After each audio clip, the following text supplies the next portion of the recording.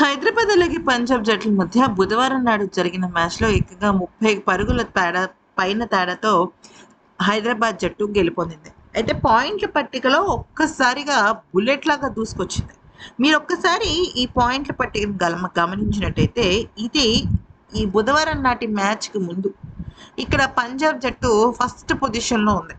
దాదాపుగా ఆల్మోస్ట్ ఈ season start అయిన ఒక 10, 12 రోజులకేమో అంటే ఇప్పుడు ఆల్మోస్ట్ మనం హాఫ్ ఆఫ్ ది సీజన్ పూర్తి చేసుకున్నాం గదా!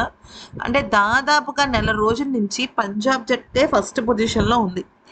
సెకండ్ మారుతోంది, థర్డ్ మారుతోంది, ఫోర్త్ మారుతోంది గానీ అంచెలంచెలుగా వరుసగా ఒక 6 మ్యాచ్‌లు గెలిచేసి 6 మ్యాచ్‌లు 7 మ్యాచ్‌లు గెలిచిన తర్వాత వరుసగా 6 తర్వాత ఇంకొక మ్యాచ్ గెలిచిన తర్వాత పంజాబ్ జట్టు ఇంకా టాప్ పొజిషన్‌లో నిలిచిపోయి ఉంది.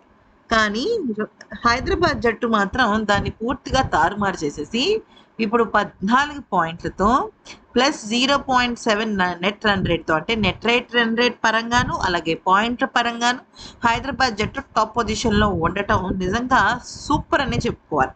అయితే ఇక ఈ క్రమంలో కనుక మనం చూసినట్టయితే పంజాబ్ జట్టు సెకండ్ పొజిషన్‌లోకి ఉంది. థర్డ్ పొజిషన్ 12 పాయింట్లు. ఇక్కడ మీరు గమనిస్తే ఫస్ట్ పొజిషన్‌కి 14 పాయింట్స్. ఇంకొక మ్యాచ్ గెలిస్తే హైదరాబాద్ జట్టు play of confirm. Even Punjab జట్టు కూడా ఇంకొక మ్యాచ్ గెలిస్తే ఈవెన్ పంజాబ్ కూడా కన్ఫర్మ్ అయిపోతుంది. ఇక ఆర్సీబీ, రాజస్థాన్, గుజరాత్ ఈ 3 జట్లు కూడా 12 పాయింట్లతో ఉన్నాయి. కానీ గుజరాత్‌కి చాలా పెద్ద ఎదురు దెబ్బ ఏంటంటే బాగా నెగెటివ్ రన్ రేట్ ఉంది. మంచి భారీ తేడాతో గుజరాత్ జట్టు గెలిస్తే తప్ప ప్లే ఆఫ్ వెళ్ళే ఆశలు లేవు.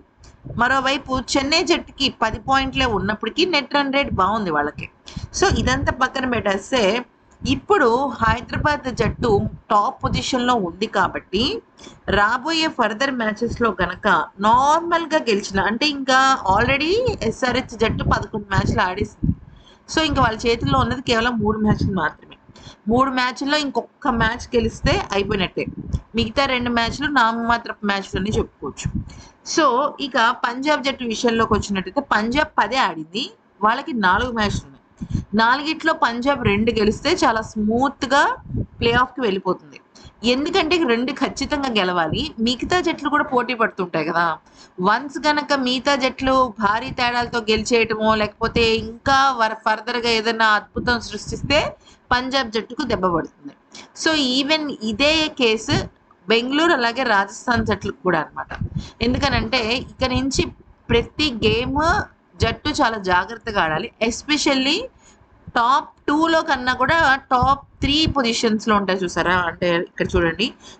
బెంగుళూరు గాని, రాజస్థాన్ గాని, గుజరాత్ గాని, చెన్నై గాని ఇవన్నీ కూడా కొంచెం జాగ్రత్తగా ఆడుకుంటూ వెళ్ళాలన్నమాట. సో ఈ నేపథ్యంలో గురువారం నాటి మ్యాచ్ ఏంటంటే లక్నో అండ్ బెంగుళూరు జట్టు. లక్నోకి ఆల్మోస్ట్ ప్లే ఆఫ్ ఆశలన్నీ గల్లంతైపోయాయి. సో ఇప్పుడు మ్యాచ్‌లు గెలుస్తారు. ఎందుకంటే వాళ్ళకి ప్రెషర్ ఉంటది కదా! గెలిచే అవకాశాలుంటాయి. సో బెంగుళూరు జట్టు ఆచితూచి ఆడాలి. లేదు అంటే వాళ్ళ ప్లే ఆఫ్ రేస్‌లో చాలా అవకతవకలు జరుగుతాయన్నమాట. ఈ విషయాన్ని గుర్తుపెట్టుకోవాలి. లక్నో జట్టు ఇప్పుడు వాళ్ళు గెలవడం కోసం కాదు. వాళ్ళకి ఏ జట్టంటే ఇష్టమో వాళ్ళని గెలిపించడం కోసం బెంగుళూరు జట్టుని ఓడించాలేమో మరి చూడాలి. ఈ వీడియో నచ్చితే లైక్, షేర్ అండ్ సబ్స్క్రైబ్.